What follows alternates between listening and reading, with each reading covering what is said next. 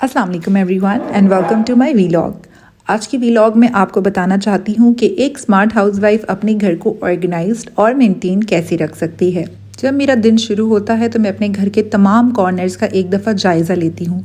कहाँ पर कौन सी चीज़ करने वाली है, कहाँ से कौन सी चीज़ रिमूव होने वाली है और क्या क्या मुझे डिक्लटर करना है। आज सबसे पहले बारी आती है इन पर्दों की। मुझे पता था कि मुझे अपने लिविंग रूम में पर्दे चेंज करने हैं और सेंटर में ये वाइट वाले कर्टन्स लगाने हैं, लेकिन ये काफ़ी दिनों से सोच रही थी कि ये वाइट वाले कर्टन्स ज़रा लंबे थे तो मुझे इनको थोड़ा सा ऑल्टर करना था। तो आज फाइनली डिसाइड किया और ऑल्टर करने बैठ गई। साथ ही पर्दों को अच्छा सा प्रेस कर लिया और उसके बाद ये मुशक्क़त वाले काम करने पड़ रहे हैं। यहाँ पर पर्दे को दोबारा से अपनी जगह पर लगा दूँगी और काफ़ी टाइम से मेरे माइंड में ये लुक था कि सेंटर में ये वाइट वाले कर्टन्स लगाऊंगी और कॉर्नर पे ब्राउन वाले कर्टन्स रहने दूंगी। इससे लुक कमरे की काफ़ी अच्छी आएगी और बिल्कुल चेंज हो जाएगी।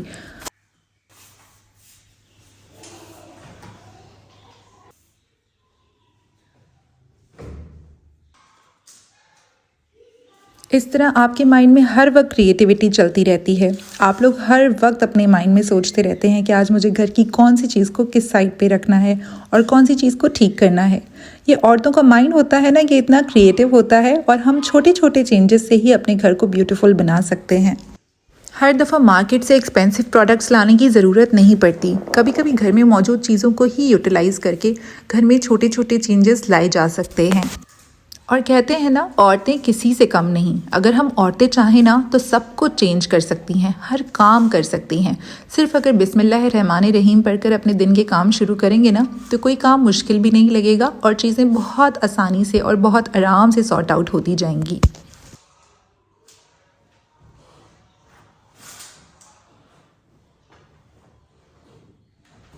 यहाँ पर मुझे अभी से लुक इतना अच्छा लग रहा था, लेकिन कर्टन का जो दूसरा वाला पार्ट है वो मैंने बाद में ऑल्टर किया और बाद में ऑल्टर करके मैंने इसको सेंटर में लगा दिया। मुझे लगता है कि ये वाइट वाला कर्टन का एक और पीस होना ज़रूरी है और मुझे याद पड़ता है कि एक पीस शायद हमारे पास कहीं रखा भी था, लेकिन बस सामान अक्सर ऊपर नीचे हो जाता है तो चीज़ें टाइम से मिलती नहीं। फिर भी मैंने कहा कि फ़िलहाल इसी के साथ गुजारा करते हैं, थोड़ी सी लुक तो चेंज होगी ही। और उसके बाद जब दूसरा वाइट वाला कर्टन का पीस मिल जाएगा तो उसे ऑल्टर करके फिर से अपनी जगह पे लगा दूंगी। यहाँ बस पर्दों को सेट करूँगी और इनके हुक्स वगैरह टाइट करके रखूँगी ताकि ये दोबारा से निकल ना जाए।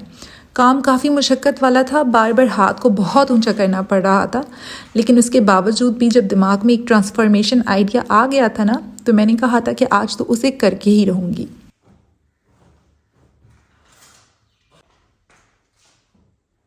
ये देखें, कर्टन्स में सिर्फ थोड़ी बहुत वैल्यू एडिशन की है और पूरे कमरे की लुक ही चेंज हो गई। इस तरह छोटे छोटे चेंजेस हर वक्त करते रहने चाहिए, जिससे आपके घर की नहीं आपके कमरों की वाइब चेंज हो जाती है और जब कभी कोई आपके घर में आता है तो नए चेंज को देख के हैरान रह जाता है। कमरे में ट्रांसफॉर्मेशन करने के बाद बारी आती है पौधों को पानी लगाने की। तो मैंने सोचा था कि सुबह सुबह ही ये काम भी निपटा लूँ और पौधों को पानी दे दूँ। इससे मुझे बहुत ही रिफ़्रेशिंग एनर्जी मिलती है और आने वाले दिन के लिए मैं अपने आप को रेडी भी रखती हूँ और मोटिवेटेड भी रखती हूँ।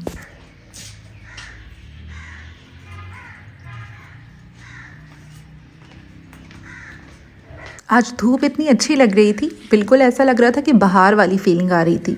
लग रहा था कि बिल्कुल जो सख्त सर्दी वाला मौसम है वो अब छट चुका है और अब बहुत अच्छा सा मौसम आ गया है। लेकिन मुझे पता है कि आने वाले दिनों में अब बारिशें भी एक्सपेक्टेड हैं, जिसके बाद दोबारा से बहुत ज़्यादा सर्दी पड़ने वाली है। खैर वो तो होता ही रहेगा, लेकिन जब तक जो धूप है उसका तो मैं फ़ायदा उठाऊँ और इस धूप को बहुत इन्जॉय करती हूँ और जब अच्छी धूप निकली होती है तो काम भी बहुत ज़्यादा दिल से करती हूँ। यहाँ बस नाश्ते के बाद कमरे में आई ही थी कि चाय एंजॉय करते हुए ये थे मेरे कमरे के कुछ हालात। हर चीज़ उल्टी पुल्टी पड़ी थी, कोई चीज़ अपनी जगह पे नहीं थी। नाश्ते के बर्तन उसी तरह पड़े थे, बच्चों ने एक अलग मैस मचाया हुआ था। लेकिन वही बात है ना, अगर मैं इन कामों से घबरा के एक कोने में साइड में मोबाइल लेके बैठ जाऊं तो फिर ये काम कौन करेगा। इसीलिए मैंने बिस्मिल्लाह रहमान रहीम पढ़कर अपने घर के काम करना शुरू किए और आहिस्ते आहिस्ते हर चीज़ अपनी जगह पर रखती गई।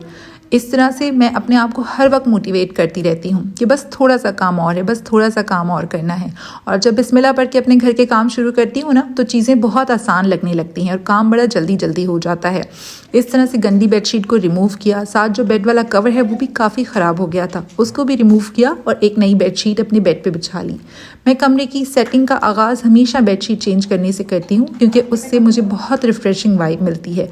और अगर सारा कमरा समेट दो और सिर्फ बेड गंदा पड़ा रहे ना, तो उससे भी कमरा फिर ठीक नहीं लगता। और अगर एक दफ़ा बेड ठीक हो जाए ना, तो ऐसा लगता है कि काफ़ी हद तक हमारा कमरा सिमट चुका है। फिर बाकी काम थोड़े छोटे छोटे लगते हैं। ये देखें, बेड सेट हो गया। अब उसके बाद बारी आती है बाकी कॉर्नर्स की। यहाँ मेरे बच्चों की ज़िद्दें और उनके नखरे नहीं ख़त्म होते, लेकिन उसके बावजूद भी मैं अपने आप को एनर्जेटिक रखती हूँ और उनकी हर ज़िद का और हर नखरे का जवाब प्यार से देती हूँ।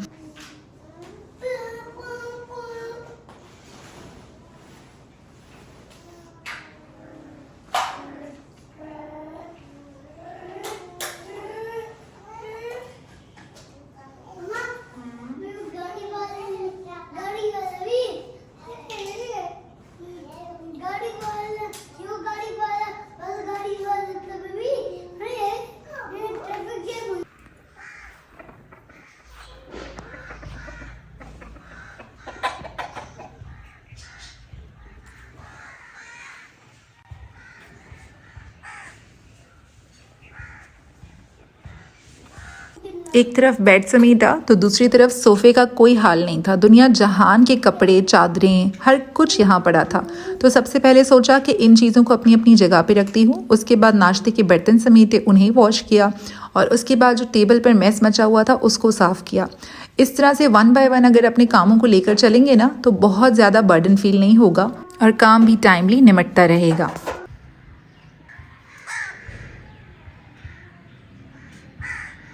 आज मेरा प्लान था कि अपनी दराज़ों को भी रीसेट करूंगी और अपनी ड्रेसिंग टेबल को भी ऑर्गेनाइज़ करूंगी। ये ड्रेसिंग टेबल पर जो ऑर्गेनाइजर्स पड़े होते हैं ना, कभी कभी जगह भी वो बहुत ज़्यादा ले रहे होते हैं। जैसे ये मेरा कॉस्मेटिक्स का और बाकी सारी क्रीम्स का ऑर्गेनाइज़र था, ये मुझे काफ़ी बड़ा लग रहा था। काफ़ी टाइम से सोचा था कि इसको चेंज करूँगी, तो आज छोटा वाला ऑर्गेनाइज़र कहीं से उठाया और उसमें अपनी सारी चीज़ें डाली। तो यहाँ पर ये काफ़ी हल्का हल्का लुक दे रहा है। और जो दूसरा वाला ऑर्गेनाइज़र है उसको सोचा कि अपने बच्चों के टॉयज़ के लिए यूज़ कर लूँगी। एक तो मेरे हस्बैंड के इतने सारे परफ्यूम्स और बॉडी स्प्रेज हैं ना, कि समझ नहीं आता कि इनको किस तरह ठिकाने लगाऊं। आहिस्ते आहिस्ते इस टेबल के लिए और भी ऑर्गेनाइजर्स बाय करने का सोच रही हूँ, लेकिन फ़िलहाल जो चीज़ें मेरे पास मौजूद हैं बस उसी पे गुजारा करते हैं और उसी के साथ अपने घर को थोड़ा सा ऑर्गेनाइज कर लेते हैं। ये ड्रॉर्स है ना, हर वक्त समेट लो, उसके बावजूद भी ठीक नहीं होती। हर वक्त इनमें क्लटर और गंद पड़ा रहता है। ड्रॉर्स को ऑर्गेनाइज़ करना बहुत मुश्किल है और अगर एक दफ़ा ऑर्गेनाइज़ कर लो तो उनको मेंटेन रखना बहुत मुश्किल है, स्पेशली जब आपके बच्चे बार बार दराजे खोल रहे हों। मैंने अपने घर में ही यहाँ वहाँ छान मारा तो मुझे ये छोटे वाले ऑर्गेनाइजर्स मिल गए। मैंने सोचा इनको इस्तेमाल करते हुए सबसे पहले अपनी ये वाली ड्रॉर तो ऑर्गेनाइज़ कर लूँ ना। मेरी बेटी के इतने सारे क्लिप्स हैं और मुझे ये क्लिप्स पसंद भी बहुत हैं, लेकिन जब कहीं जाने के लिए इसको पहनाने होते हैं तो ये दराज में हर वक्त इधर उधर पड़े होते हैं। तो सबसे पहले मैंने सोचा था कि एक ऑर्गेनाइज़र में सारे क्लिप्स, कैचेस, पोनी बैंड्स रख लूँगी और बाकी जो दूसरा ऑर्गेनाइज़र है उसमें थोड़ी और चीज़ें रख लूँगी। और जब दराज को एक दफ़ा क्लीन करके सामान को वापस से सेट किया ना, तो ऐसा लगा कि कुछ था ही नहीं। लेकिन इससे पहले तो ऐसा लग रहा था कि पूरी ड्रॉर भरी हुई है ना, सामान मेरे मुंह पे आ रहा था। तो बस यहाँ पर अपना हेयर ड्रायर, ब्रशेज़ और बाकी चीज़ें वगैरह सेट करके रखी। ये मेरा लिप एंड चीक टिंट है, इसको मैं ऊपर ही रखती हूँ क्योंकि मुझे इसकी हर वक्त ज़रूरत पड़ती रहती है। मैं हर वक्त टिंट को रिफ़्रेश करती रहती हूँ। तो खैर यहाँ पर मेरी ड्रॉर भी ऑर्गेनाइज़ हो गई और मैं बहुत रिलैक्स हो गई। साथ ही जो नीचे वाली ड्रॉर है उसको भी मैंने कहा कि जल्दी से आगे पीछे चीज़ें करके और सेट करके रख लूँ। वही बात है ना कि पहले सामान बहुत ज़्यादा लग रहा था, लेकिन जब एक दफ़ा सेटिंग से चीज़ों को करके रख दिया तो बिल्कुल ऐसा लग रहा था कि कुछ था ही नहीं। जब इस तरह से आप अपने घर की ऑर्गेनाइजेशन या डिक्लटरिंग कर रहे हो ना, तो डस्टबिन ज़रूर अपने पास रखें, ताकि जो भी गंद, कचरा या ऐसी चीज़ें हैं जो अब इस्तेमाल के काबिल नहीं रही, उनको साथ के साथ रिमूव करते रहें, क्योंकि इस तरह से चीज़ें पड़ी रह जाती हैं और फिर उसी तरह क्लटर जमा होता रहता है।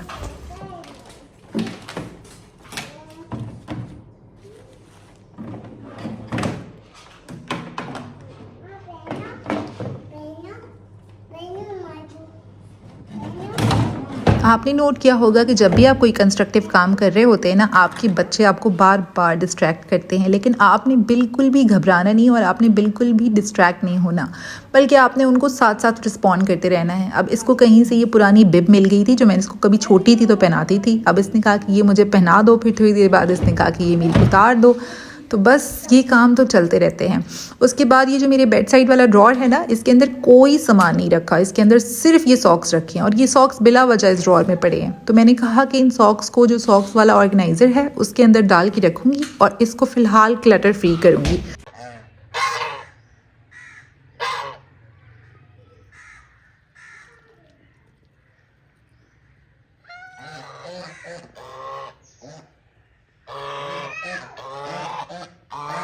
हमारे घर में जो सबसे ज़्यादा स्पेस लेते हैं वो छोटे बच्चों के जो टॉयज़ और उनका सारा खिलौनों का सामान है ना, वो लेते हैं। और ये खिलौने इतना ज़्यादा मैस कर देते हैं कि अगर इनको सेटिंग से नहीं रखो और इनको हर वक्त डिक्लटर नहीं करते रहो ना, तो पूरे घर में बहुत गंद मच जाता है। जिन माओं के छोटे बच्चे हैं वो इस बात से रिलेट कर सकती हैं कि टॉयज़ घर में कितनी जगह लेते हैं। तो आज बस मैंने सोच लिया था कि इनके जो भी टूटे फूटे टॉयज़ हैं ना, उनको मैं एक बास्केट में करके उसको फिर फ्री कर दूंगी और उसके बाद जो इनके साबुत साबुत टॉयज़ हैं उनको भी एक साइड पे करके रखूँगी। इस तरह से मेरे जो बच्चों का टॉय रैक है वो बिल्कुल सेट हो गया और कमरा काफ़ी नीट लग रहा था उसके बाद। और बच्चों को भी इससे आसानी हो रही थी कि उनको पता था कि उनको कौन से टॉयज़ लेने हैं, वरना वो हमेशा टूटे फूटे टॉयज़ उठा के निकालते थे और फिर उनको फेंक देते थे, खेलते वेलते थे नहीं, और इसी तरह मैस होता रहता था।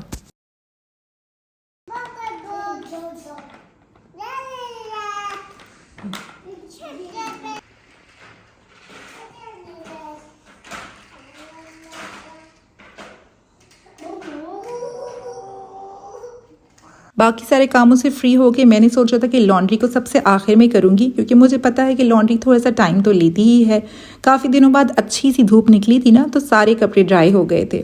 तो बस मैंने उसी तरह से सोचा था कि जो बेटी के ट्राउज़र्स हैं उनको अलग रखूँगी, क्योंकि उसको बार बार ट्राउज़र्स की ज़रूरत पड़ती है, और जो बेटे के ट्राउज़र्स हैं और शर्ट्स हैं उनको अलग अलग करके रखूँगी। इस तरह से ये साथ के साथ ऑर्गेनाइज भी होती रहेगी और मेरा काम भी साथ के साथ निमट जाएगा। इसके अलावा मैं अपने बच्चों के कपड़ों को और ज़्यादा ऑर्गेनाइज़ करके कैसे रख सकती हूँ, मुझे कमेंट सेक्शन में ज़रूर ये टिप्स दीजिएगा, क्योंकि मैं अपनी तरफ से पूरी कोशिश करती हूँ, लेकिन उसके बावजूद भी जब रोज़ के रोज़ कपड़े यूज़ हो रहे होते हैं ना, तो भी बहुत ज़्यादा मैस हो जाता है। पहले तो सोचा था कि कबर्ड के लिए ऑर्गेनाइज़र्स बाय कर लूँ, लेकिन फिर उससे कपड़े टाइम से मिलते नहीं हैं और फिर एक एक ऑर्गेनाइज़र निकाल के उसमें से कपड़े निकालना मुझे ज़्यादा मुश्किल लगता है। तो फ़िलहाल मैं कहती हूँ कि इसी तरह ठीक है कि सामने सामने एटलीस्ट नज़र तो आ रहे हैं ना।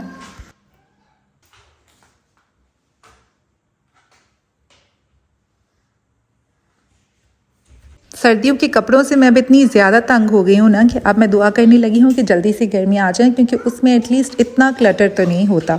अब यहाँ स्वेटर्स, शॉलें वो समेट के रखो, फिर उसके बाद बच्चों के सर्दी वाले कपड़े अलग समेट के रखो, फिर उनके जैकेट्स का इतना ज़्यादा क्लटर हो जाता है। कितनी भी कोशिश कर लो लेकिन काम ख़त्म ही नहीं होते।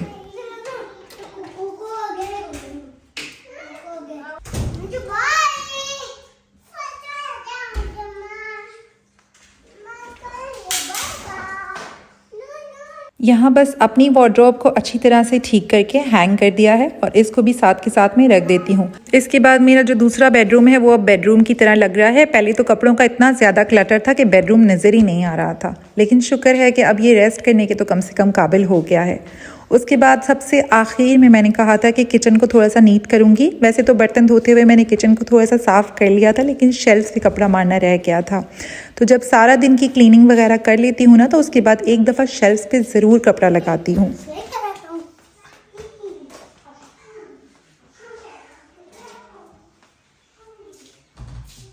जब तक किचन की शेल्फ साफ़ नहीं होती तब तक फुली जो नीटनेस वाला लुक है ना, वो नहीं मिलता। इसीलिए मैं कोशिश करती हूँ कि अपनी किचन की शेल्फ्स को साफ़ रखूँ।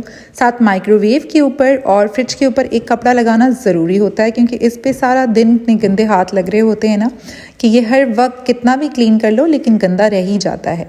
तो जल्दी से शेल्फ्स पे कपड़ा लगा लूँगी और उसके बाद मुझे काफ़ी क्लीनलीनेस और ऑर्गेनाइजेशन वाली फीलिंग आ रही है। पता चल रहा है कि आज दिन में जो भी टास्क प्लान किए थे वो सब बहुत आसानी से हो गए। कितना सारा काम हमने कर लिया लेकिन पता ही नहीं चला कि कितना काम हो गया।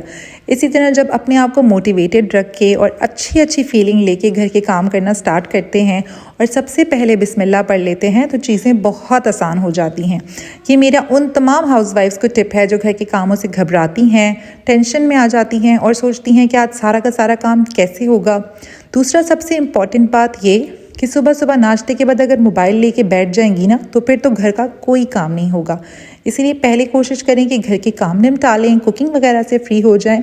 उसके बाद मोबाइल में अगर थोड़ी बहुत सर्फिंग करनी है तो फिर कर लें। और अगर आप मोबाइल में सर्फिंग नहीं करेंगी तो मेरा वीलॉग कैसे देखेंगी, इसलिए मोबाइल सर्फ करना तो बहुत ज़रूरी है।